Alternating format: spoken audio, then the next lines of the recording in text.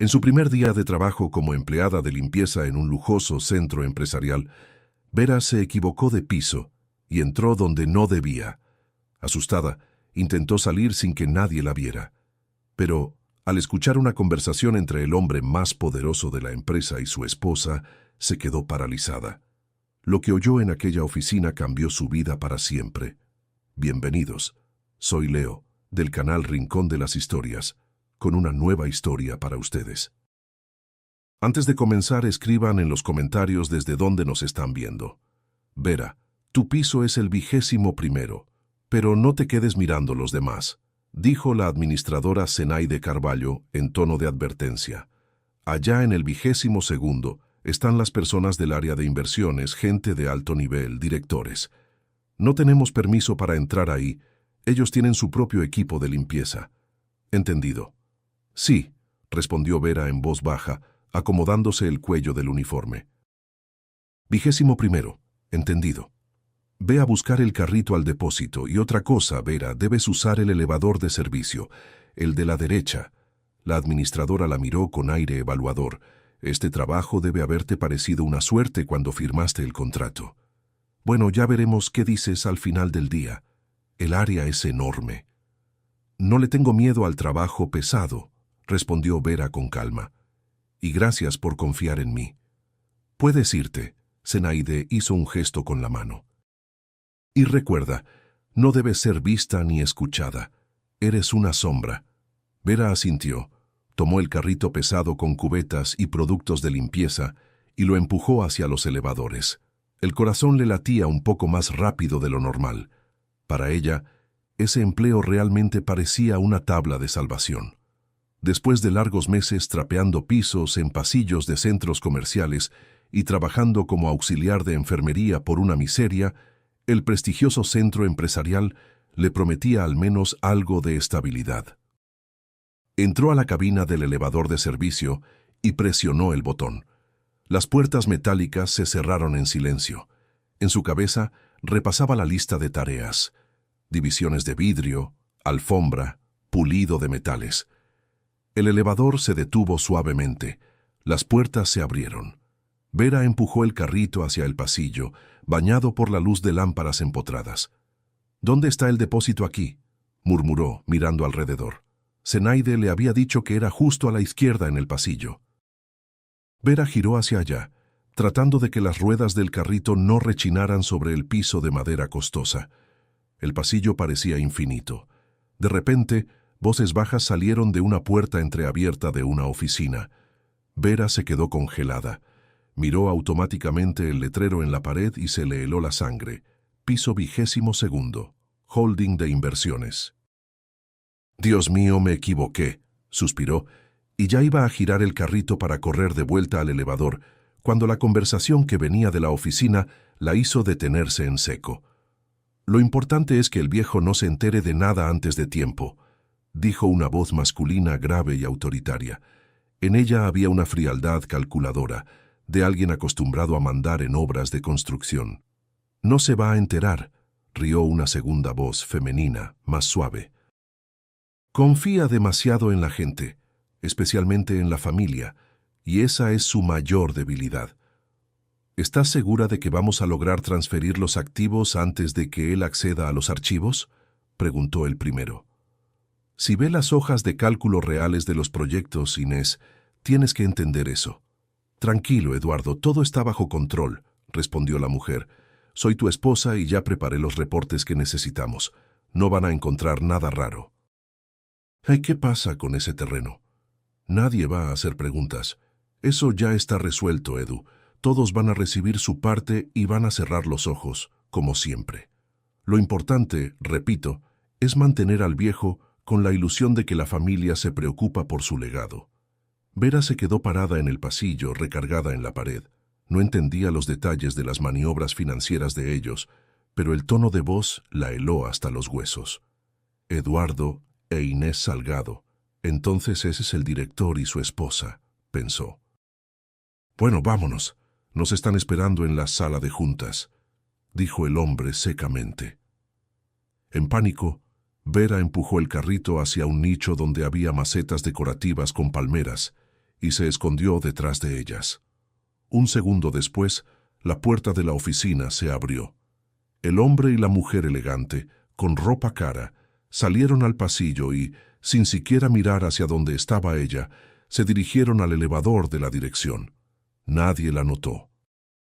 Una persona común habría suspirado de alivio, regresado corriendo a su piso y olvidado esa conversación escuchada por casualidad. Pero para Vera, la palabra familia, dicha con una sonrisa tan cínica, le partió el corazón. Toda su propia vida había estado construida sobre una base de mentiras, encubiertas por esa palabra tan bonita. Parada ahí detrás de la palmera, en un piso que no era el suyo, de repente cayó en el pasado. Las voces de los recuerdos resonaron tan nítidas como si estuvieran ocurriendo justo ahí en ese pasillo. «Natalia, escúchame», suplicaba el padre Eugenio. «Te juro que esa fue la última botella. Dejé de beber. Mañana mismo voy a buscar trabajo en la fábrica». «Eugenio, dices eso desde hace 10 años», lloraba la madre. «Te bebiste todo. ¿Con qué voy a alimentar a Vera? ¿Con qué dinero voy a comprarle ropa para la escuela? Voy a arreglar todo, Nati». «Voy a arreglar todo», murmuraba el padre, y en su voz había la misma falsedad de los empresarios de minutos antes. Y, claro, él no arregló nada, y la madre escondió sus deudas por décadas. «Verita, hija», susurraba Natalia en las noches en la cocina, «no le cuentes a nadie que vino esa gente aquí. Eso es secreto de nuestra familia. Tu papá solo cometió un desliz. Después vino Rodrigo, su primer novio. Ver, ¿qué estás inventando?», se reía él, escondiendo el celular en el bolsillo. «¿Qué, Claudia? Es solo mi compañera. Estábamos discutiendo un proyecto. Te atormentas por tu inseguridad». Y después se descubrió que él había andado con esa compañera casi 6 meses, mientras Vera elegía el vestido de novia, y ahora Sergio, su esposo. «Ver, voy a llegar tarde hoy. Hay una locura en el trabajo. El jefe pidió cerrar el balance», dijo él la noche anterior. Pero de fondo se escuchaba claramente el sonido de bolas de billar chocando. Mentía. Mentía cada vez más, en cosas pequeñas. Vera se llevó las manos al rostro. Los recuerdos llegaron con fuerza implacable, llevándola aún más atrás, a la infancia, a la época en que el padre gritaba en el pasillo y ella se escondía en la cocina oscura. «Oye, gordita», gritaba Vitiño del otro grupo. «¿Te comiste todo el comedor otra vez? No dejaste ni pan para nosotros. ¡Cuidado! El estante se está moviendo», se reían las chicas en el recreo. Un recuerdo desagradable la golpeó como un puñetazo en el estómago. 6º grado, clase de educación física. «Vamos, 6º B, en fila», ordenaba el profesor Víctor Santos. «Vamos a hacer la prueba de carrera de ida y vuelta. Vera, ¿por qué siempre estás al final de la fila? Vamos a la línea de salida». Vera corrió. Sentía que los pulmones le iban a explotar. El rostro le ardía de sudor y vergüenza. Llegó en último lugar, respirando con dificultad. «Abran paso a la maquinaria pesada», gritó Diego Soares y empezó a aplaudir lentamente, de forma irónica. «Bravo, Vera. No hubo terremoto en el camino». «Diego, deja de reírte», intentó reprender el profesor, pero todo el grupo ya se doblaba de risa. «Mamá, ya no aguanto más», sollozaba Vera después, encerrada en el cubículo estrecho del baño de la escuela. Y después vino 8º grado, el baile de fin de año. «Verita, anda». Su amiga Larisa la empujaba levemente. «Mira qué bonita ropa llevas puesta. Invita a Igor a bailar el vals ahora». Vera se acercó, dudosa, al chico alto y guapo. «Bailamos», logró decir sintiendo que las manos le sudaban. Igor la miró con desprecio. Se hizo un silencio alrededor. «Yo no bailo con armarios», dijo el chico bien alto, para que todos sus amigos lo escucharan. El salón explotó en risas. Vera no recuerda cómo logró salir corriendo a la calle. Caminó a casa bajo una tormenta, y las lágrimas se mezclaban con la lluvia en su rostro. «¿Cómo duele?», pensó Vera ahora, apretando el mango del trapeador. Después de esa noche fatídica, dejó de mirarse al espejo. Simplemente existía, hasta la noche en que cumplió 17 años. «Mamá», llamó ella, entrando al cuarto. Natalia estaba sentada en el piso, con fotos antiguas de su hija de niña esparcidas frente a ella. Lágrimas corrían por su rostro cansado. «¿Qué pasó? ¿Por qué estás llorando?» Vera se asustó. «Querida», sollozó la madre, «mira esta foto. Tenías 5 años aquí. Eras una niña tan feliz, tan ligera. Y ahora te miro y entiendo. Mi debilidad, nuestra vida con tu padre, te destrozamos. Te escondes del mundo detrás de ese dolor. Perdóname». Esa noche, algo dentro de Vera se rompió. Entendió que su desesperación no la lastimaba solo a ella. «Levántate, Verita», le gritaba Larisa a la mañana siguiente, en el campo de la escuela. «Una vuelta más, voy contigo». «No puedo, Lari, me voy a morir ahora». Vera apenas podía respirar. «No te vas a morir. Vamos, mueve esas piernas por tu madre, por ti misma. 1 año y medio de esfuerzo diario, 30 kilos perdidos». Pero esa niña gordita no desapareció, simplemente quedó guardada por dentro. Era ella quien siempre hacía que Vera, en cualquier circunstancia, defendiera a quien estuviera siendo humillado.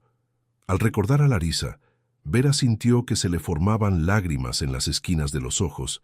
Larisa, su amiga clara y bondadosa, que murió de cáncer en pocos meses. Larisa estaba en la cama del hospital, delgada como una sombra. «Tengo miedo». «Va a estar todo bien», lloraba Vera, apretando la mano helada de su amiga. «Los médicos dicen que hay esperanza». «No mientas», la amiga sonrió débilmente. «Sé que no va a servir. Escucha, Gilberto no va a poder cuidarlos. Ya se rindió. Gilberto era el padre de los hijos de Larisa. Necesita recomponerse». «No, vino ayer». Una lágrima corrió por el rostro de la amiga, y dijo que no va a poder. «Verita, te lo pido, no dejes que mis niños vayan al orfanato. Miguel, Nicolás son tan pequeños todavía. Prométemelo». «Te lo prometo». Después del funeral, Vera regresó a casa con el rostro tenso. «Sergio, necesitamos hablar», empezó ella mirando a su esposo a los ojos. «Gilberto firmó la renuncia. Los niños van a ser llevados a un albergue». «¿Y qué sugieres?» El esposo se tensó. «Tenemos que quedarnos con ellos». «¿Te volviste loca?», explotó Sergio. «¿Hijos de otra persona? Vera, no tenemos ya suficientes problemas. Vivimos en un departamento de 2 cuartos. ¿Con qué dinero los vamos a criar?» «No son hijos de otra persona, son hijos de mi amiga. Puedo decir que era como una hermana. Le hice una promesa. No voy a poder y no acepté esto. Solo van a destruir nuestra vida. Deja que el Estado los cuide». Pasaron meses de discusiones y lágrimas, hasta que en un día lluvioso, Sergio fue a buscar a Vera al albergue donde ella visitaba a los gemelos todos los fines de semana. «Sergio», se sorprendió la directora. «Pase, su esposa está ahora en la sala de juegos». Sergio se detuvo en la puerta. En el tapete estaba sentada Vera, y a su lado, recargados en ambos costados, estaban Miguel y Nicolás. Se sostenían firmemente de las manos, como si temieran que, si se soltaban, el mundo se vendría abajo por completo. «Tía Ver», preguntó Miguel en voz baja, mirándola con ojos enormes y asustados. «¿Nadie va a venir a buscarnos?» «Papá nos abandonó». «No, mi querido». Vera los abrazó a ambos, escondiendo las lágrimas en sus cabezas. «Nadie los abandonó. Mira, yo estoy aquí». Nicolás levantó la mirada y vio a Sergio en la puerta. El hombre se quedó inmóvil, pálido, mirando a esos 2 niños destrozados por el dolor. Algo se movió en su alma calculadora, y por la noche, en casa, el esposo, sin decir nada, le puso enfrente una carpeta con los documentos de adopción. «Llénalos. Mañana los llevamos al Consejo de Protección de Menores». Desde entonces tuvieron hijos.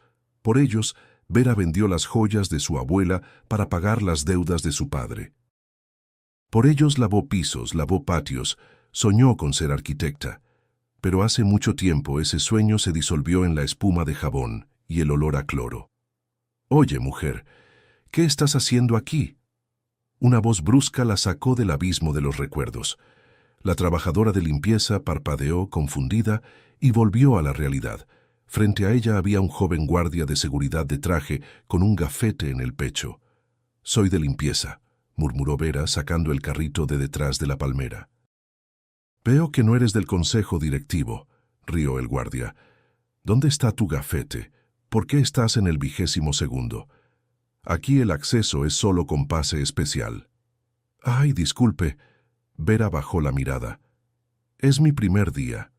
Me dijeron que subiera al 21º, pero creo que me confundí, me perdí. Estoy buscando el depósito». El guardia la miró con sospecha. «Ve al elevador, y no quiero verte aquí de nuevo. Tu piso está más abajo». «Está bien. Disculpe otra vez». Bajando hacia el lugar correcto, Vera sentía todo el cuerpo temblando de tensión. La conversación que escuchó sobre algún viejo no se le iba de la cabeza, pero en ese momento necesitaba concentrarse en el trabajo. Las puertas del elevador se abrieron y se encontró en un pasillo idéntico, solo que con letreros diferentes en las puertas. Soluciones de TI, Departamento de Mercadotecnia, Contabilidad. Viniendo hacia ella estaba Zenaide. «Vera, ¿dónde andabas? Ya es tarde». «Las oficinas cierran pronto y todavía no has hecho nada». «Disculpe, no quiero disculpas», la interrumpió la administradora. «Toma los productos para vidrio. ¿Ves estas divisiones?» Vera miró por el pasillo. Las paredes de las oficinas eran todas de vidrio y había muchas. «Las veo. Tienen que brillar tanto que el director general, si quisiera, pudiera rasurarse en ellas. Ninguna marca de dedo. ¿Entendido?» «Entendido», suspiró Vera. Después, la alfombra en el área de recepción. «Alguien derramó café ayer. Quita la mancha con el cepillo. Hazlo a mano. No te voy a dar la máquina, no sabes usarla, vas a arruinar la tela». «Está bien, lo hago a mano», concordó Vera, sintiendo que el cansancio ya se acumulaba dentro de ella, aunque el turno apenas había comenzado. «Y los elevadores. El metal tiene que brillar. Usa la pasta número 3. Ándale, Vera, muévete. Si para temprano en la mañana un solo bote de basura está lleno, te vas de aquí volando en tu primer día». El trabajo resultó ser muy difícil. Los metros cuadrados prometidos en el contrato, en la práctica, resultaron ser un laberinto infinito de oficinas. «Hola», se escuchó una voz femenina animada. Vera, de rodillas, quitando una mancha de café de la alfombra beige, levantó la cabeza. A su lado estaba otra trabajadora de limpieza, una mujer bajita de rostro amable. «Hola, ¿eres nueva? Soy Gloria. Trabajo en el piso 20. Zenaide me mandó a ayudarte con la basura, porque parece que no vas a terminar ni de noche». «Vera», respondió ella con gratitud, limpiándose el rostro con el guante de hule. «Gracias, Gloria. Pensé que iba a enloquecer con toda esta área». «Ay, Vera». Gloria comenzó a cambiar con habilidad las bolsas de los botes de basura debajo de los escritorios de los empleados. «Aquí engañan en el contrato, ponen solo el área útil, y las áreas comunes, pasillos, salas de juntas y de descanso entran de pilón». «Ya te vas a acostumbrar. Lo importante es cuidar la espalda». «Lo intento». Vera tallaba la mancha con el cepillo duro. «Tengo 2 niños en casa, así que no puedo quedarme sin este trabajo». «Los hijos son algo bueno», sonrió Gloria. «Por ellos cargamos esta carga. Yo tengo una hija que entra a la universidad este año. También hago este trabajo extra aquí. Tú solo evita cruzarte con los jefes. Aquí la gente es nerviosa, arrogante. Pueden gritarte de la nada solo porque pasaste cerca con una cubeta». Yo... Vera se contuvo recordando el piso 22º. «Ya me di cuenta de eso». «Pues sí, quédate callada, limpia, pasa el trapo y desaparece al depósito». Al final del día, la espalda de Vera dolía como si la columna se hubiera convertido en una barra de hierro al rojo vivo. Los brazos le vibraban por la tensión constante de torcer trapos y pulir superficies. Estaba sentada en el depósito pequeño y estrecho, cambiándose de ropa. Tocaron la puerta. «Vera, ¿puedo?», apareció Zenaide. Su tono era un poco menos áspero que en la mañana. «Sí, pase». La administradora miró a la mujer cansada. Revisé el piso. Vidrios limpios, café quitado, sin basura. Te esforzaste bastante. Me esforcé, dijo Vera en voz baja. Entonces así es. Zenaide suspiró y añadió inesperadamente con un tono más cálido. Tienes carácter. Si no te rindes, nos vamos a entender bien. Pero sábelo, mañana es miércoles. Tienes en el horario la limpieza general de la cocina. Va a ser todavía más pesado. No me voy a rendir. Vera sonrió débilmente. Realmente necesito este trabajo. Entonces, felicidades. Puedes irte a casa a descansar. Saliendo por las puertas de vidrio del centro empresarial a la calle de noche, Vera respiró el aire fresco. El celular vibró en su bolsa. «Mamá», sonó la voz alegre de Miguel por el teléfono. «¿Ya vienes?» «Ya voy, hijo».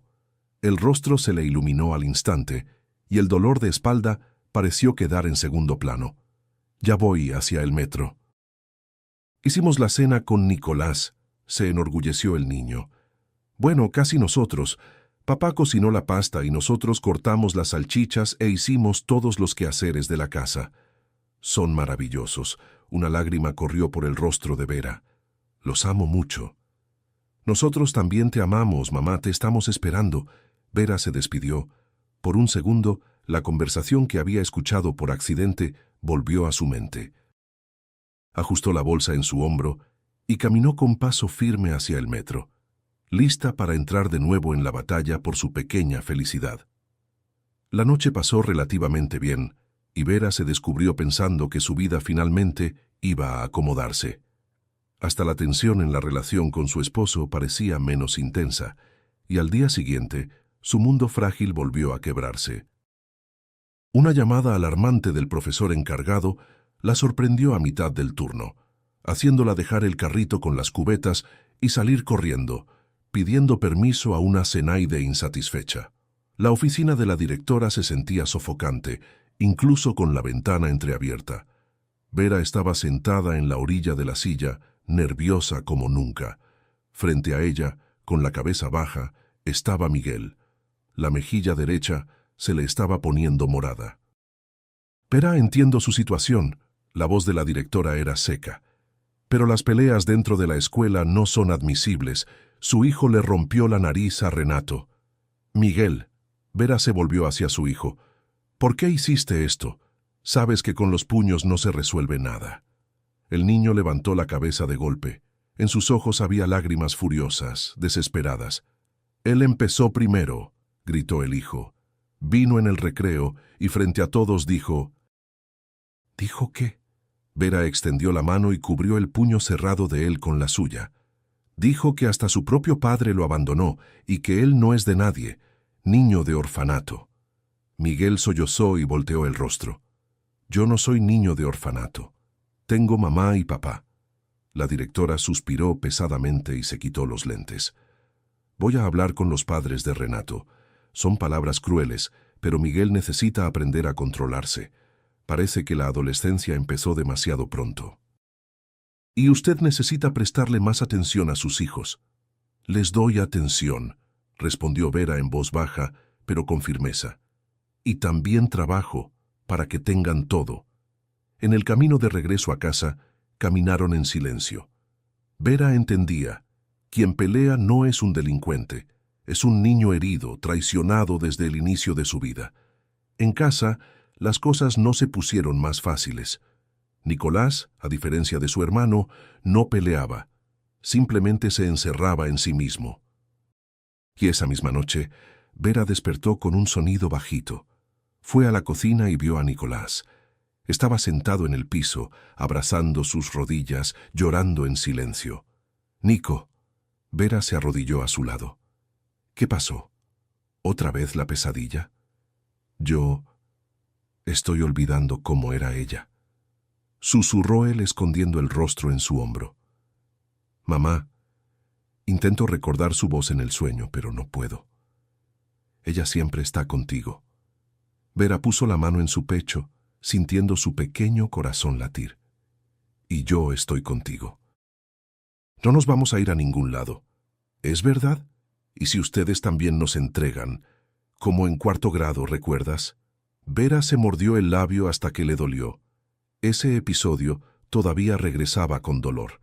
Algún alumno mayor creó un grupo en la escuela y publicó fotos de los hermanos. «Mamá, mira», lloraba Miguel en esa época, extendiéndole el celular. Debajo de la foto decía huérfanos y descartados, abandonados. En esa época, Vera temblaba literalmente. Leía esos comentarios crueles y frente a sus ojos aparecía la cancha de deportes de la escuela, el grupo riéndose y el grito: «Abran paso a la maquinaria pesada». Ella sabía cómo las palabras podían humillar. «Nadie», decía ella entonces, abrazando a los dos niños, «tiene el derecho de llamarlos abandonados. Tienen una familia, me tienen a mí». Después de largas investigaciones en la administración, encontraron a los culpables, pero el dolor permaneció. Y ahora, sentada en el piso de la cocina por la noche, Vera repitió de nuevo: «Nunca los voy a traicionar, Nicolás. ¿Me escuchas? Nunca». Por la mañana Sergio fue a la cocina. Se sirvió café, evitando mirar a su esposa. «Sergio, necesitamos pagar la luz para el viernes», empezó Vera, cansada, sacando del refrigerador los restos de la cena de ayer para los niños. «¿Tuviste alguna entrevista esta semana?» «Estoy buscando trabajo», respondió él irritado. «¿Crees que es fácil conseguir trabajo ahora? Solo ofrecen migajas, pero no podemos vivir solo de mi salario». Vera se volteó. «Ya tomé un trabajo extra de fin de semana. Lavo uniformes para restaurante, plancho manteles. Ya duermo solo 4 horas». «Yo no te pedí que te mataras trabajando», gritó Sergio. «Fue tu decisión traer a casa hijos de otras personas. Entonces pregúntate eso a ti misma». Esas palabras serían más que una bofetada. Vera se quedó en silencio, apretando los dientes. Al día siguiente, en el trabajo del centro empresarial, todo se sentía diferente. Ahí reinaba el brillo, con perfume caro y olor a café fresco en el aire. La gran estrella del edificio era el propietario del holding, Eduardo Salgado. «¡Qué hombre!», susurraban las empleadas en el pasillo mientras Vera limpiaba los espejos cerca de los elevadores. Un ejemplo de rectitud. Ayer el periódico escribió de nuevo sobre su familia. «La esposa es una belleza, el hijo es un alumno ejemplar, negocios honestos y caridad. Solo que, por alguna razón, todos se quedan callados cuando él sube a su piso», rió la otra. «¿Viste la cara del director financiero después de la reunión? ¡Ay! Eduardo muele a cualquiera hasta hacerlo polvo». Vera escuchaba esto mientras trabajaba metódicamente con el trapo. Las imágenes perfectas no existen, lo sabía con certeza, y la confirmación no tardó en llegar. A media tarde, mientras Vera limpiaba el vestíbulo lejano, vio a un hombre anciano. Estaba sentado en un sillón profundo, completamente solo, apoyando las manos en un bastón de madera. Su traje estaba limpio, pero bastante fuera de moda. De repente, el bastón se le escapó de los dedos debilitados y cayó al piso con un estruendo. «Déjeme ayudarlo».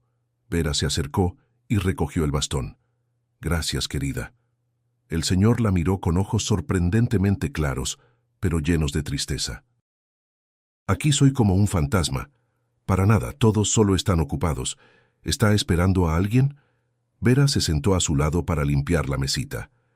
«Estoy esperando a mi hijo, Eduardo», rió el señor con amargura. «Mi nombre es Nicolás Salgado». Vera se quedó helada. «¿Usted es su padre? ¿Pero por qué está esperando aquí en el vestíbulo?» La secretaria dijo que está ocupado en reunión. El señor sacudió la cabeza.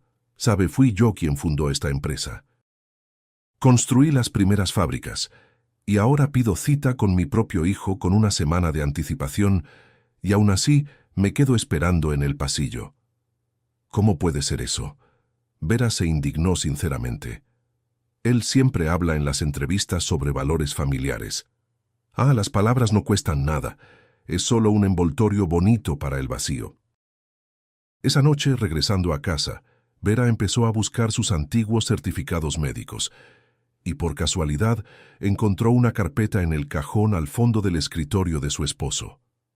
«¿Qué es esto?», susurró, abriendo los documentos. Había estados de cuenta bancarios ahí. Sergio no estaba desempleado. Trabajaba de manera informal desde hacía varios meses.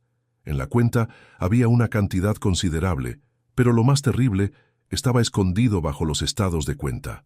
Un contrato de préstamo de $6 a nombre de Sergio, pero contraído durante el matrimonio, lo que significaba que, por ley, esa deuda también caería sobre los hombros de ella.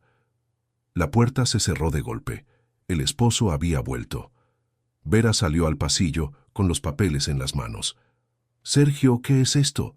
El esposo palideció al ver la carpeta, pero rápidamente pasó al ataque.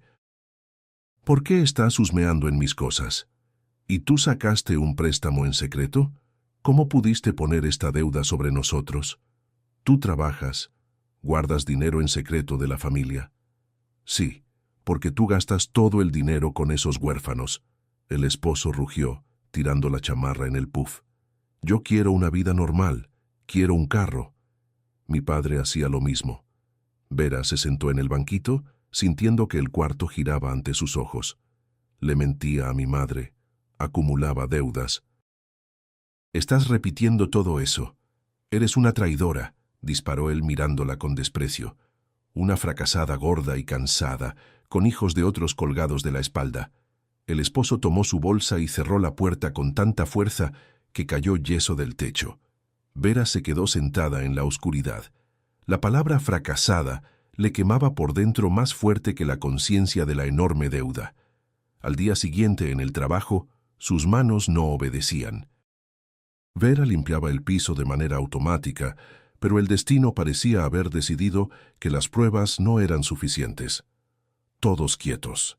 Una voz áspera de la jefa de seguridad cortó el pasillo. Vera se asustó y se levantó. A su lado estaba una empleada bien vestida del área de ventas, llorando. «Mi anillo. Vale medio sueldo mío. Me lo quité en el baño, cuando me lavaba las manos, y ahora ya no está». La seguridad empezó a revisar todo alrededor. La sospecha cayó de inmediato sobre el equipo de limpieza. «Vera, bolsa en la mesa», ordenó el guardia. «Pero yo ni siquiera entré ahí hoy». Vera sintió el rostro arder de vergüenza. Decenas de empleados la observaban. «Voltea los bolsillos y revisamos el carrito. Queda suspendida de estas áreas hasta que se aclare esto», dijo la jefa de seguridad fríamente. Vera abrió con dificultad su vieja bolsa de piel sintética. Sentía que la estaban desnudando frente a esa multitud burlona. ¿Por qué la gente sospecha tan fácilmente de los pobres? ¿Por qué la falta de dinero automáticamente convierte a alguien en criminal? «¿Qué está pasando aquí?», resonó una voz grave y segura. La multitud se abrió.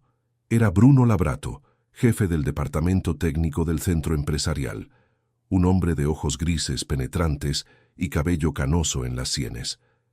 «Estamos buscando un anillo, Bruno, revisando a las trabajadoras de limpieza». «Paren este circo». Bruno se acercó a Vera y con firmeza pero suavidad cerró su bolsa. «Yo conozco a Vera. Trabaja más aquí que todo el departamento de ventas junto. Yo respondo por ella. Busquen en otro lado». Pero quien empezó fue la dueña del anillo. «¿Tiene carro?», interrumpió Bruno. «¿Revisó las llaves en su bolsa hoy? Vaya a revisar dentro del carro».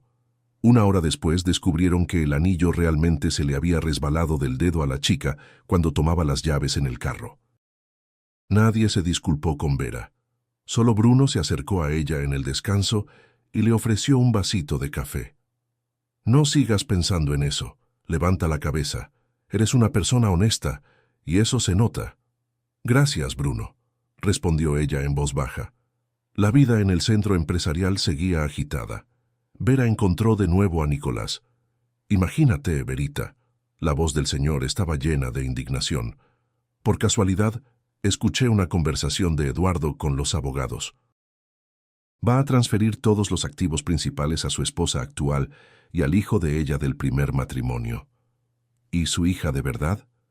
Vera se sorprendió, pues ya había escuchado que Eduardo tenía 2 hijos. A Luisa la borró de su vida. Le da vergüenza de ella, ¿entiendes? Dice que ella no corresponde a la imagen de la empresa. Luisita trabaja ahí mismo, en el área de análisis, pero con otro apellido, como una gerente común. Esas palabras amargas penetraron profundamente en el alma de Vera. Y ahora, limpiando las divisiones de vidrio, llevando la basura, observaba sin querer a las empleadas, tratando de adivinar cuál de ellas era la hija rechazada del director. No tuvo que esperar mucho por una respuesta. Pronto Vera conoció a Luisa en persona. La chica solía quedarse hasta tarde en el trabajo, cuando las oficinas ya estaban vacías. Era robusta, encorvada, usaba blusas holgadas y grises, y escondía los ojos detrás de lentes gruesos. Una noche, limpiando el pasillo, Vera escuchó risas saliendo de la sala de fumadores. ¿Viste cómo nuestra Luisa se estaba comiendo un pastel en el comedor hoy? Debería correr en la caminadora en lugar de comer dulces. Pues sí, la más inteligente del área, pero parece una señora de mercado. ¿Cómo es que la mantienen aquí?, replicaba otra. Vera se quedó helada. Esas palabras parecían hacer eco de voces de su propio pasado, y cuando los pasillos quedaron vacíos, entró a la oficina de Luisa. La chica estaba sentada frente al monitor, llorando en silencio, secándose las lágrimas con la manga. «Luisa, ¿las escuchaste?», preguntó Vera con suavidad, cerrando la puerta detrás de ella. La chica palideció. «Sí. Sabes, Vera, cuando paso por el pasillo, parece que la gente primero ve mi peso, mi torpeza, y solo después me ve a mí. Nadie escucha mis reportes. Todos miran mis caderas. Mi propio padre ni siquiera me saluda frente a la gente». Vera dejó el trapeador a un lado, se acercó y se sentó en la silla junto a ella. «Te entiendo mejor que cualquier persona». «¿De verdad?». Luisa la miró con desconfianza. «Cuando yo tenía 12 años, pesaba 20 kilos más de lo normal. La voz de Vera era baja. Comía para esconder mi miedo. Mi padre bebía. En casa había peleas y en la escuela me decían estante y donita». «Dios mío», murmuró Luisa, los ojos llenándose de lágrimas de compasión. «¿Y cómo superaste eso?». «Un día entendí que con mi vergüenza estaba matando a mi madre y fue cuando empecé a luchar. Pero ¿sabes qué aprendí?». Vera la miró directo a los ojos. «¿Qué?». «Que el verdadero problema no era mi peso, sino el hecho de que dejaba que los demás definieran mi valor». «Eres una analista increíble, Luisa. Eres inteligente. Eres buena. Pero no puedo bajar de peso. Ya lo intenté. Solo necesitas apoyo. Sola, claro. Es más difícil. Hagamos esto. Yo termino mi turno por la noche y vamos a caminar. Solo caminar en el parque. Y después nos inscribimos en una alberca». «¿Qué es esto? ¿Vas a cuidarme? ¿Por qué haces esto?». «Porque sé lo que es estar en el fondo del pozo. Quiero ayudarte a salir, pero tienes que aprender a respetarte, sin importar los números en la báscula, no por ellos, por ti misma». Así empezaron sus noches. Vera, a pesar del cansancio después de la limpieza y los problemas en casa, caminaba con Luisa. Hablaban de libros, de trabajo, planeaban el menú de la semana. «Mira, puedes asar el pollo en lugar de freírlo», decía Vera separando los recipientes, «y poner más verduras. Yo preparo esto para mis niños». Pasaron algunas semanas. Luisa, claro, no se convirtió en una modelo delgada, pero su cuerpo claramente se fue afirmando. Pero el mayor cambio ocurría por dentro. Compró un traje bonito, color verde esmeralda, se hizo un corte de cabello con estilo y dejó de caminar encorvada. En una gran reunión, cuando Eduardo Salgado reprendía al área de ventas por la caída en las ganancias, Luisa inesperadamente se levantó. «Con permiso, Eduardo». Su voz era firme, calmada. «El problema no está en el área de ventas. El problema está en la cadena logística que usted aprobó el mes pasado. Preparé un análisis». Se hizo un silencio en la sala. Eduardo miraba, atónito, a su hija transformada, que proyectaba gráficas en la pantalla con confianza. Habló de manera brillante. Los compañeros, que antes se reían de ella, ahora estaban boquiabiertos. Y esa misma noche Nicolás encontró a Vera saliendo del edificio. El rostro del señor brillaba de orgullo. «¿Viste a mi nieta?». «Verita, esto es un milagro». Hizo callar al consejo de administración entero. Ella solo les mostró quién realmente es. Vera sonrió. Nicolás se apoyó pesadamente en el bastón y de repente se puso serio. «Sabes, Vera, necesito contarte algo. Tú salvaste a mi Luisa, así que debes saber por qué nuestra familia está tan destruida». Se sentaron en una banca. Hace muchos años, cuando el negocio empezaba a crecer, la empresa de repente tuvo problemas con impuestos, empezó el señor en voz baja. Eduardo me convenció de que para salvar el negocio era necesario transferir temporalmente el control de las acciones a él. Confié en mi hijo, firmé los papeles. ¿Y no te los devolvió? Vera abrió los ojos como platos. No, Nicolás sacudió la cabeza. Dijo, «Papá, ya estás viejo, no entiendes las realidades de hoy. Yo te voy a pagar una pensión». Así se robó el trabajo de toda mi vida. El hijo me traicionó y además borró a su propia hija. Su nueva familia es solo una fachada, detrás de la cual hay vacío y codicia. Vera escuchaba y sentía cuánto se parecían sus vidas.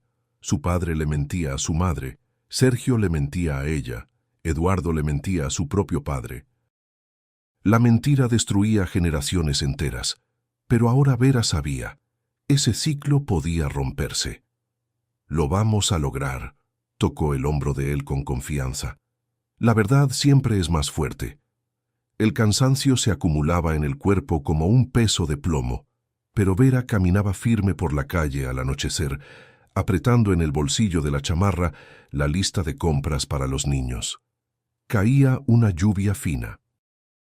Pasando por las ventanas panorámicas de un restaurante caro, accidentalmente miró hacia adentro y el corazón se le disparó de ansiedad.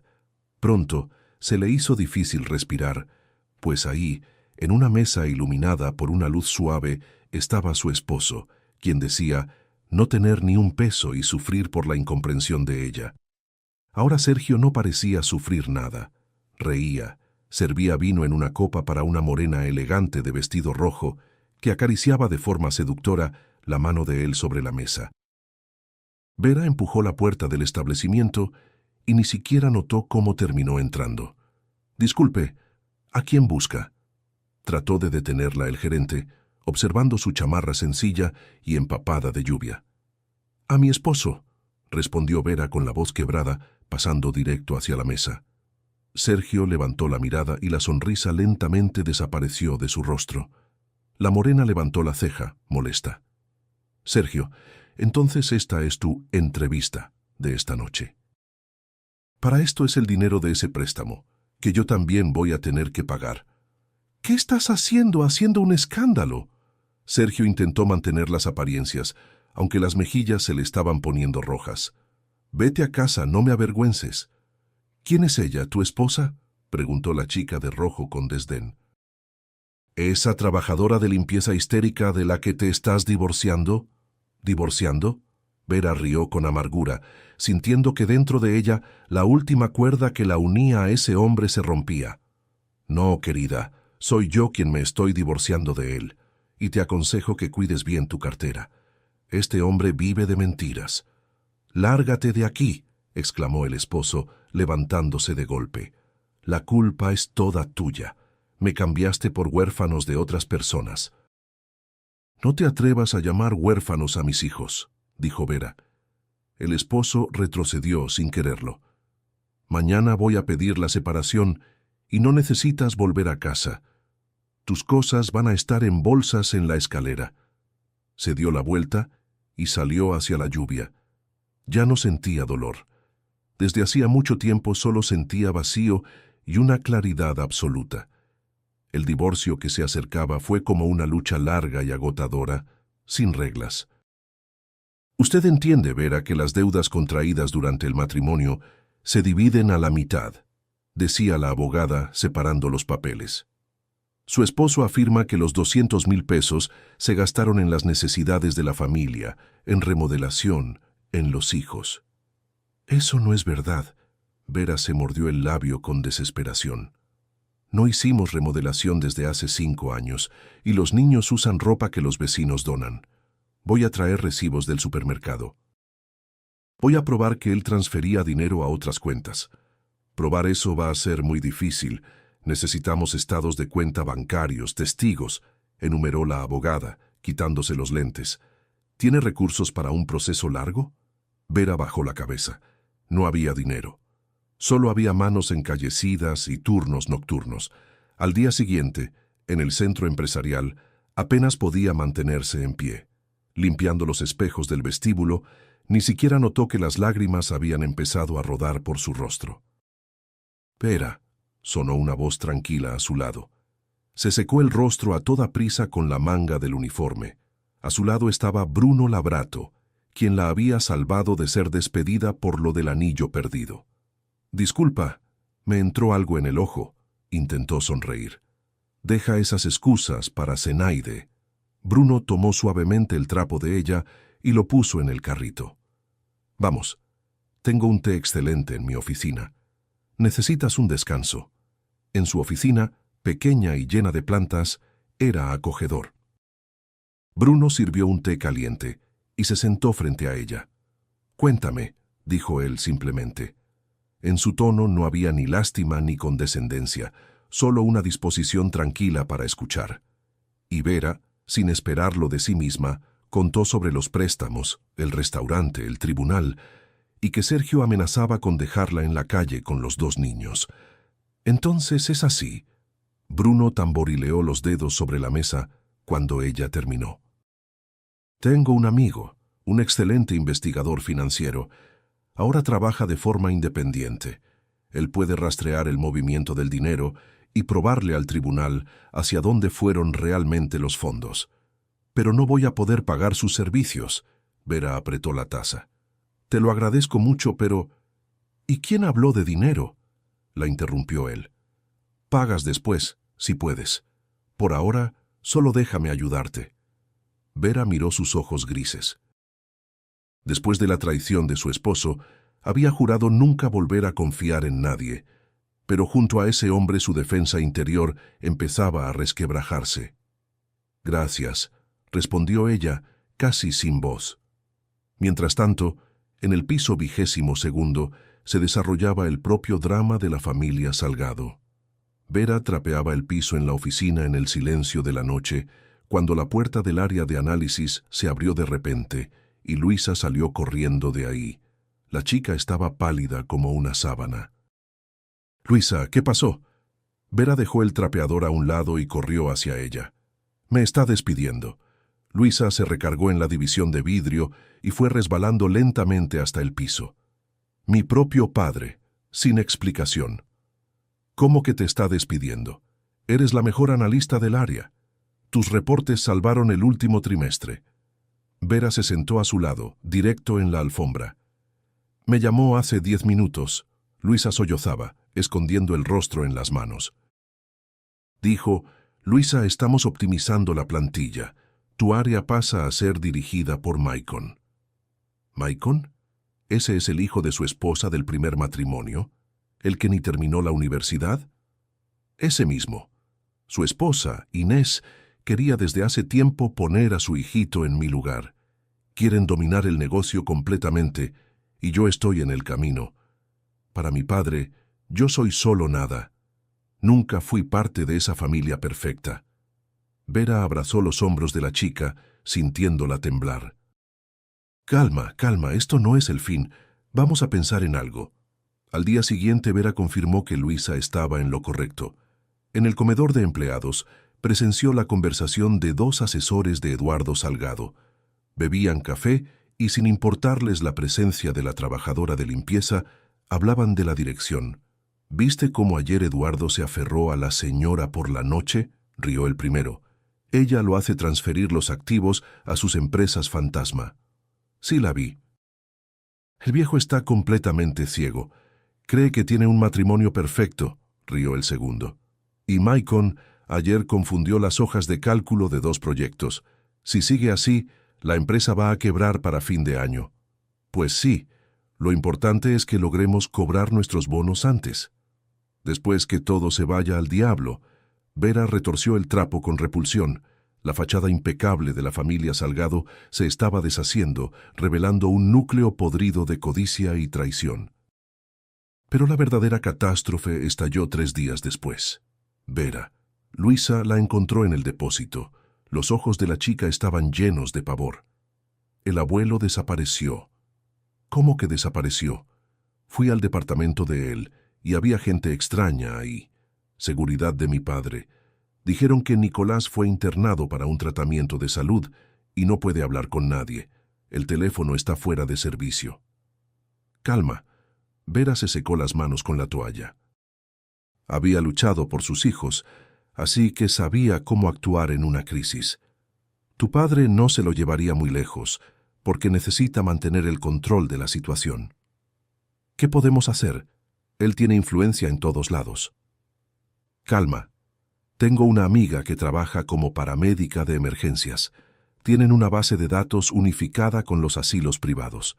Dame media hora. Y así, después de 2 horas llamando a una decena de clínicas, Vera encontró una pista. Asilo Puerto Tranquilo, a 10 kilómetros de aquí, informó a Luisa. Funciona como un sanatorio cerrado. Vamos hoy en la noche. El asilo las recibió con cercas altas y seguridad nada hospitalaria. ¿Pase?, preguntó el guardia con desdén. Soy la hija de Eduardo Salgado. Luisa dio un paso adelante, y Vera notó que la chica ya ni se encorvaba.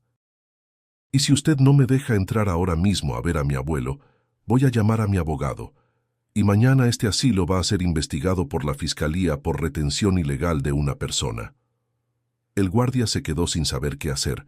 Después llamó a alguien y abrió el portón a regañadientes. Encontraron a Nicolás en un cuarto pequeño, estéril y limpio. Estaba sentado junto a la ventana, mirando el bosque que oscurecía, y al ver a su nieta llorando, dijo: «Luisita, Verita, me encontraron, mi niña». Luisa corrió hacia él abrazando sus hombros delgados. «¿Por qué hizo esto?» «Empecé a hacer muchas preguntas», respondió el señor, sin ánimo, acariciando su cabello. «Descubrí que Eduardo estaba transfiriendo todo a Inés. Amenacé con ir al consejo de administración y contar cómo me quitó la empresa con engaños hace muchos años». «Pero usted no tiene pruebas», intervino Vera gentilmente sentándose a su lado. «Usted mismo dijo que firmó los documentos voluntariamente». El señor sonrió de repente con malicia. «Eduardo cree que ya no existen más papeles. Cree que destruyó todo, pero se olvidó de mi viejo amigo». «¿Qué amigo?», preguntaron las dos visitantes al mismo tiempo. «El notario Ignacio. Hace 30 años, cuando salvamos el negocio a toda prisa, Ignacio hizo un contrato de administración fiduciaria sobre el 40% de las acciones del holding. Eduardo tenía tanta prisa en esa época. Firmaba papeles a montones, sin profundizar en los asuntos legales, creyendo que era solo una donación común. Pero había una cláusula muy clara. En caso de quiebra intencional, retiro oculto de activos o transferencia de patrimonio a terceros sin mi consentimiento por escrito, la autorización de gestión se anula y las acciones regresan a mí. ¿Y dónde está ese contrato? Luisa contuvo la respiración. Está todo con Ignacio. Todos estos años, Eduardo ni siquiera se acordó de las firmas que hizo, seguro de su poder ilimitado. Luisita, parece que necesitas visitar a Ignacio. El documento está ahí. Al mismo tiempo, para Vera empezaba una nueva vida. Las conversaciones con Bruno, la lucha de Luisa, su propio enfrentamiento con el esposo, todo eso la llevó a la conclusión de que no podía seguir para siempre en la sombra. Recordó su sueño de ser arquitecta. Construir desde cero ya era demasiado tarde, pero administrar lo que ya estaba construido, ¿por qué no? Vera se inscribió en un curso nocturno de administración de edificios, y cuando llevó los libros por primera vez a la sala de descanso del equipo de limpieza, Zenaide solo pudo aplaudir. «Vera, ¿estás en tus cabales a los 40 años volviendo a la escuela? ¿Poco trabajo de piso para ti?» «Poco», respondió Vera con calma, abriendo el cuaderno. «No me voy a quedar con el trapeador hasta la jubilación». Los compañeros se reían por detrás, pero Vera no les hacía caso. De día pulía elevadores, de noche corría a las clases, y de madrugada, cuando Miguel y Nicolás ya estaban dormidos, se quedaba sentada en la cocina estudiando planos complejos y normas de mantenimiento de edificios. Una noche, se quedó hasta tarde en el turno del depósito del centro empresarial. Los ojos le pesaban, las líneas del libro se le nublaban. La puerta rechinó bajito. Bruno entró. En las manos traía 2 vasos de café y una bolsa de pan fresco. «¿Otra vez estudiando duro?», puso el café frente a ella. «Tratando, pero este capítulo sobre sistemas de ventilación es un bosque oscuro. No logro entender estos diagramas». Bruno jaló una silla, se sentó a su lado y miró el libro. «Vamos a verlo juntos. Mira aquí entonces, este es el sistema de inyección y corre en paralelo al de extracción». «¿Y cómo sabes esto? Eres director, no ingeniero proyectista». Bruno rió, mirando sus propias manos grandes y encallecidas. «No siempre estuve sentado en una oficina. ¿Sabes? Crecí en un orfanato y a los 19 años empecé a trabajar como cargador, cargando bultos de cemento 12 horas al día. Me lastimé tanto la espalda que pasé un mes sin poder levantarme. Me quedaba acostado, mirando el techo. Fue ahí cuando entendí. Si no empezaba a trabajar con la cabeza, iba a pudrirme en el depósito. Y entonces estudié de noche, como tú estás haciendo ahora. Así que te entiendo muy bien». Vera lo miró con otros ojos. Detrás de ese traje rígido se escondía un hombre que conocía el precio de cada pedazo de pan. Un hombre que conocía el dolor de verdad. «Entonces, Vera, eres una mujer extraordinariamente fuerte», concluyó Bruno en voz baja. «Te admiro desde el día en que te vi defenderte frente a la seguridad». Vera retiró la mano con cuidado. «Fue aterrador. Acabo de salir de un matrimonio donde fui traicionada todos los días y no estoy preparada. No tengo prisa». Bruno sonrió suavemente y se alejó respetando sus límites. «Sé esperar». Entonces, volvemos a la ventilación. El otoño trajo una tormenta para el centro empresarial. Los errores de Maicon llevaron a una catástrofe. Firmó un contrato desventajoso de compra de materiales de construcción a precios inflados, ignorando las advertencias de los analistas. La empresa comenzó a perder millones. Eduardo corría por el piso 22º, gritando a los subordinados. «¿Quién hizo este contrato?» «Maicon», respondió tímidamente el abogado. Pero Inés dijo que lo pasara sin revisiones. Un día después llegó el golpe principal. La esposa de Eduardo no se presentó en la oficina. En cambio, llegó un mensajero con un paquete de documentos. Vera limpiaba la puerta de vidrio de la sala de juntas cuando Eduardo salió de ahí, pálido. Se agarraba el pecho, y pronto toda la oficina hervía con la noticia. Inés había transferido todos los activos líquidos disponibles a sus cuentas en paraísos fiscales y había iniciado el divorcio, dejando a Eduardo con una empresa hundiéndose y deudas colosales con proveedores. El hombre por quien había traicionado a su propio padre y expulsado a su propia hija, lo dejó sin nada. Antiguos amigos y socios se alejaron el mismo día. El teléfono de Eduardo quedó en silencio. Esa misma noche, Eduardo, abatido y luciendo 10 años más viejo, bajó al piso 20, donde Luisa trabajaba temporalmente.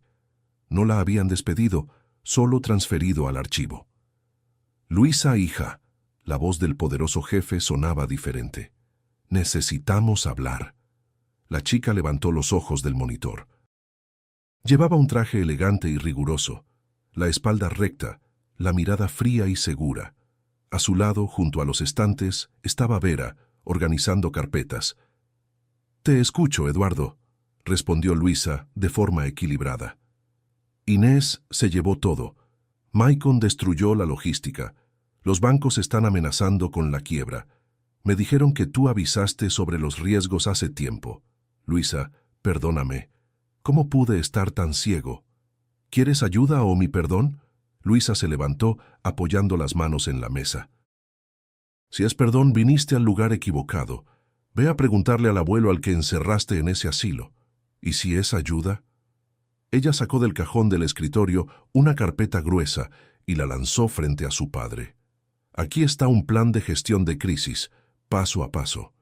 Lo elaboré hace una semana. reestructuración de deudas, cambio de proveedores y congelamiento de 2 proyectos. Esto va a salvar el 60% del negocio, lo que tus consultores carísimos no pudieron hacer. Eduardo la miró con una mezcla de pavor y admiración. De repente entendió que frente a él no estaba el patito feo del que se había avergonzado, sino una líder fuerte y brillante, un cisne que creció no gracias a él, sino a pesar de él. Voy a firmar todo, Luisa, vuelve a la dirección. Vuelvo, pero en mis condiciones, y con un documento del que pronto te vas a enterar. Mientras la hija salvaba el imperio, Vera conquistaba su propia victoria. Pasó los exámenes finales. El día en que recibió el certificado, la llamaron al Departamento de Recursos Humanos. Vera, sonrió la jefa del departamento. Bruno nos pasó los resultados de tus pruebas. Tenemos una vacante abriéndose para administradora del piso 18. ¿Quieres intentarlo? Vera salió al pasillo apretando contra el pecho un gafete nuevecito en el que ya no decía la palabra trabajadora de limpieza. Entró a un baño vacío, se miró al espejo y lloró. Recordó cada burla en la escuela, cada noche sin dormir esperando que su esposo volviera de madrugada, cada humillación frente a los guardias. Pero había sobrevivido. Sin embargo, cuando volvió a casa, la esperaba una sorpresa desagradable. En la escalera estaba Sergio. Estaba desaliñado, con olor a alcohol y tabaco barato. «Verita», dio un paso hacia ella, tratando de parecer arrepentido. «Te extraño tanto». «¿Qué quieres?» Vera ni se sorprendió y al mismo tiempo bloqueaba la puerta del departamento con su propio cuerpo. «Carla me corrió, se llevó el carro, me echó. Vera, entendí que solo te amo de verdad a ti. Empecemos todo de nuevo. Renuncio a mi parte del departamento. Sé que pedí la mitad, pero acepto solo con volver». «¿La parte del departamento?» Vera dio una risa amarga. «Mi abogado recibió ayer los documentos del registro. El departamento fue comprado con el dinero que heredé de mi abuela. No tienes ningún derecho sobre él. Y el tribunal ya lo reconoció». Sergio cambió de expresión. «No puedes correrme. ¿A dónde voy a ir?» «Al mismo lugar al que intentaste mandarme a mí con mis hijos, a la calle». «¡Qué cruel eres!», exclamó él. «Siempre fuiste una mujer ambiciosa sin corazón. Solo dejé de ser una víctima. Adiós, y no vuelvas más aquí. Los niños no quieren verte». Cerró la puerta en su cara, y por primera vez en su vida no sintió ni una pizca de culpa.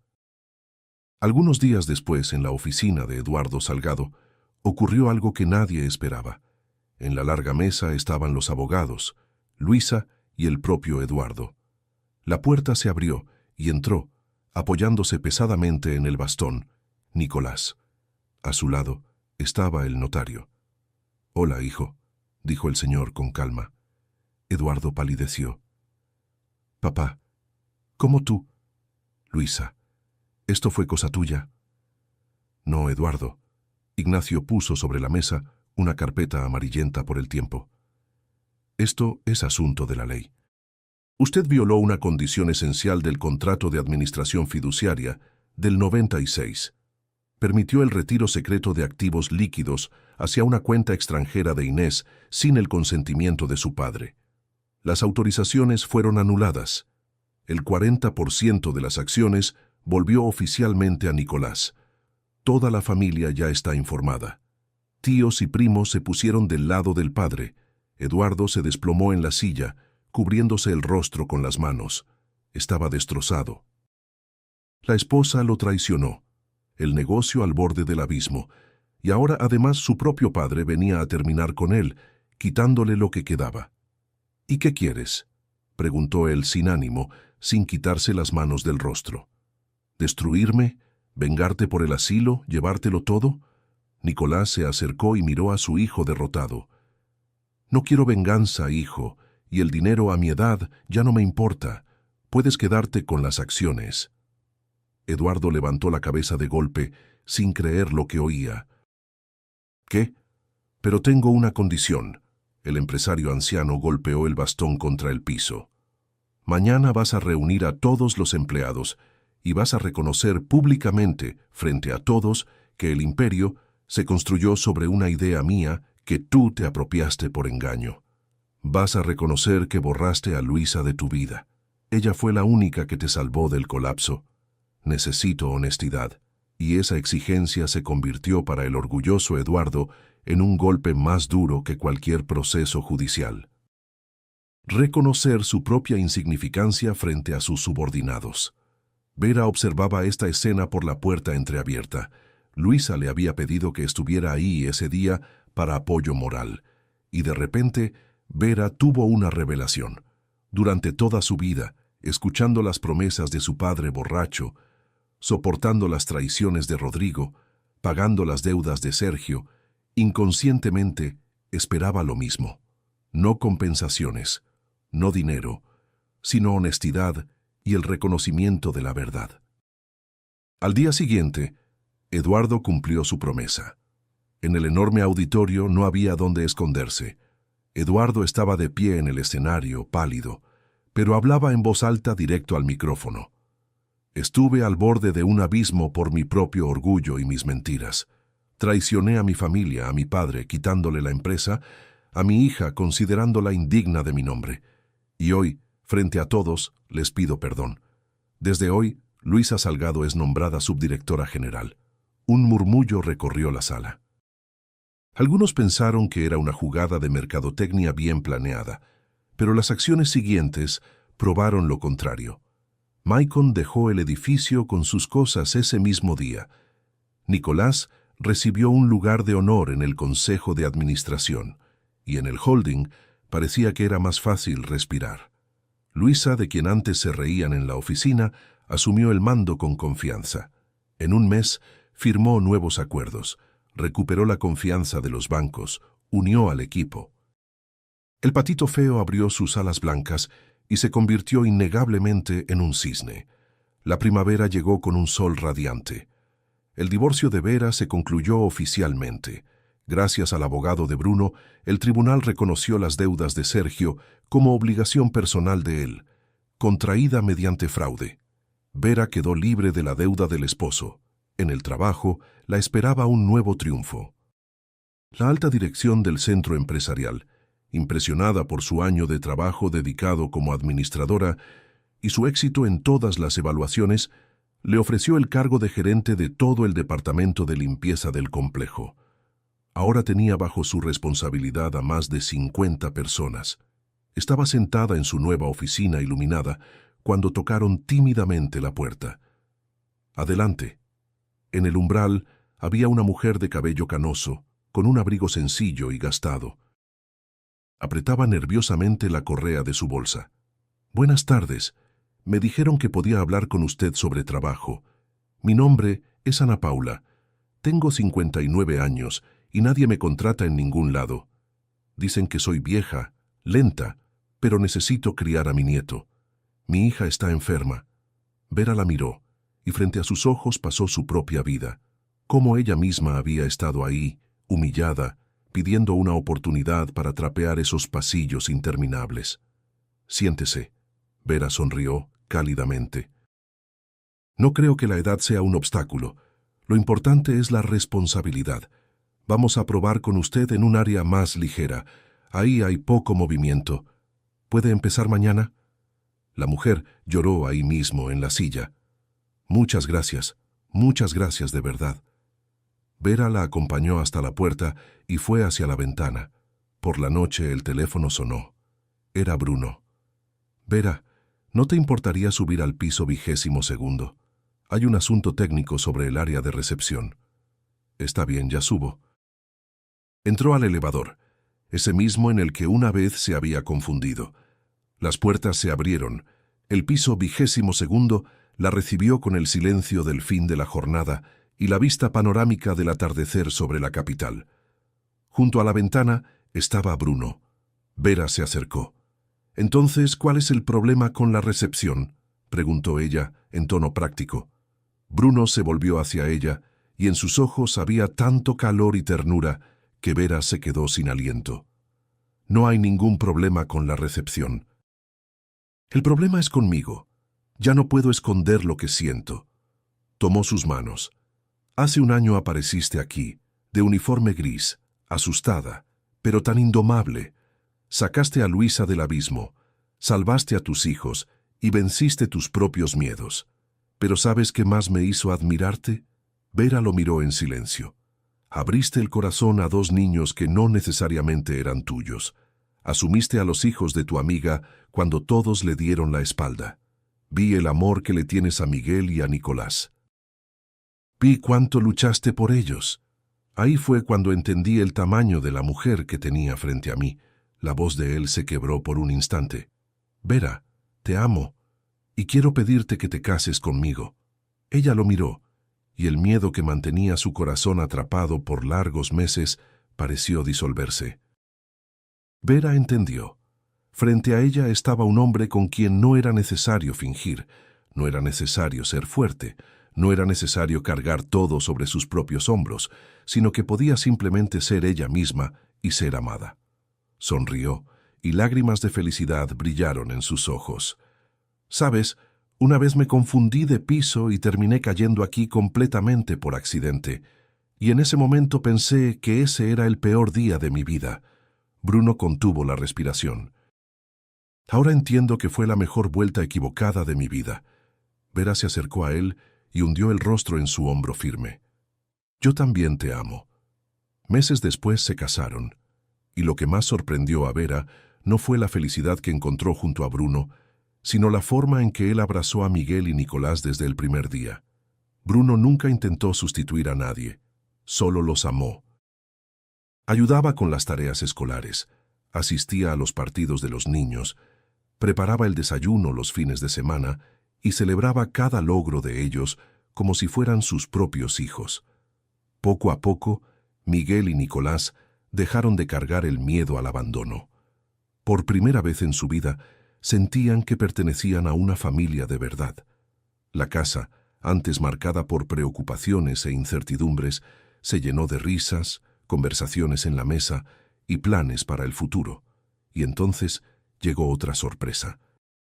A los 40 años, cuando creía que la vida ya le había dado todo lo que podía darle, Vera comenzó a sentir un cansancio diferente. Después de algunos exámenes, salió del consultorio sosteniendo el resultado con las manos temblorosas. Estaba embarazada. Cuando dio la noticia, Bruno la abrazó tan fuerte que ambos empezaron a reír y a llorar al mismo tiempo. Miguel y Nicolás lo celebraron como si hubieran recibido el mejor regalo del mundo. La llegada de ese bebé no dividió a la familia. Solo hizo todavía más grande el amor que ya existía dentro de ella.